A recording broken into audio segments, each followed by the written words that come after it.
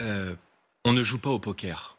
C'est le pouvoir. Ce qu'on appelle des bons coups, c'est-à-dire des magouilles politiciennes pour éviter une dissolution de l'Assemblée nationale. Garder le pouvoir. Pour garder le pouvoir. Oui, mais en politique, alors que les Français ont de plus en plus de mal à boucler les fins de mois, qu'ils entendent parler depuis maintenant quelques heures d'augmentation de 20 milliards d'euros de taxes et d'impôts supplémentaires, d'un gel des pensions de retraite, d'un gel du barème de l'impôt sur le revenu, de la diminution des revenus pour les apprentis, d'une politique toujours plus dure à la fois sur la France du travail et sur la France qui a travaillé. On reviendra en détail. Non, mais attendez, ensuite, je vous garantis. Mais Monsieur Rochebin, on parle pas de la stratégie non, pour l'instant. Oui, mais moi je ne pouvoir. parle pas de stratégie.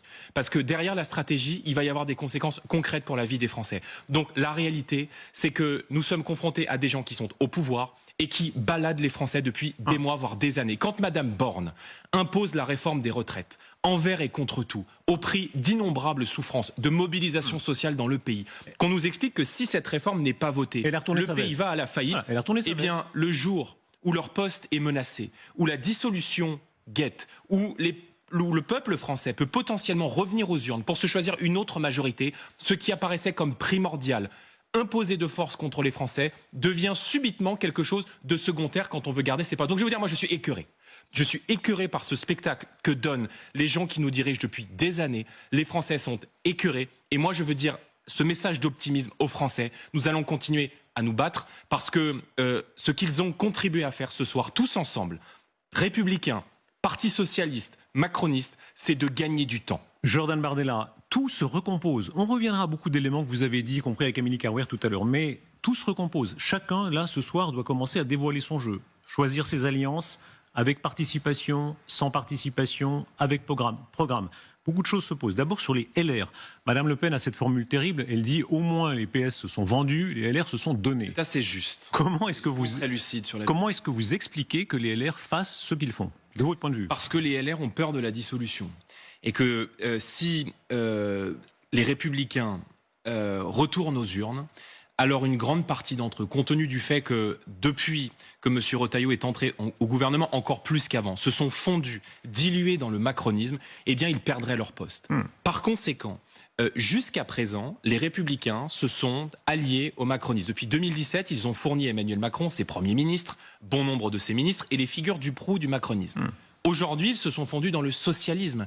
Je veux dire, comment on peut être crédible? Comment on peut être sérieux quand depuis des années on explique que la réforme des retraites est une ligne rouge? Le mouvement de M. Wauquiez, comment vous considérez le mouvement de M. Wauquiez? M. Wauquiez lui aussi a fait une manœuvre.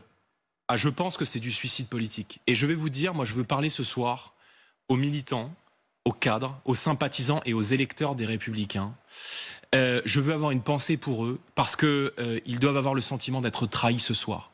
Parce que ce que s'apprête à faire M. Wauquiez et l'ensemble de ses députés, c'est non seulement de se renier sur leurs propres convictions au regard de ce qu'ils ont défendu jusqu'à présent sur la réforme des retraites, mais également qu'ils s'apprêtent à valider une augmentation de l'impôt sur le revenu, des augmentations de taxes sur les gens qui travaillent et surtout le gel des pensions de retraite pour nos retraités. Donc, je veux dire, se faire un harakiri de cette manière, eh bien, me fait avoir beaucoup de compassion pour leurs électeurs et moi j'ai envie de leur tendre la main et de leur dire que se renier en politique n'est pas une façon de faire et qu'on peut faire différemment. Jordan Bardella, vous ne pouvez pas traiter qu'avec les électeurs, c'est une partie de l'équation, mais il y a les dirigeants politiques. Hier sur ce plateau, votre allié, M. Ciotti, dit je tends la main à Bruno Retailleau, voyons-nous, rencontrons-nous. Est-ce que vous dites la même chose?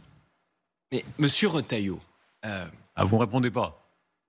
Mais d'abord qu'il commence à dire s'il doit voter la censure ou non. Moi j'ai lu le communiqué des Républicains. Non, il est clair. Il est clair. Enfin, il n'y a pas deux personnes dans son parti politique qui dit la même chose. Mais lui est clair. Non, mais d'accord. Mais il n'y a pas deux personnes dans son parti politique qui dit la même chose. Ouais, là, vous Monsieur Rochebin. La réponse, non, mais je vais vous répondre. Monsieur Rochebin. Vous êtes prêt à rencontrer M. Retailleau ou pas? Mais je peux le rencontrer. Moi je suis pas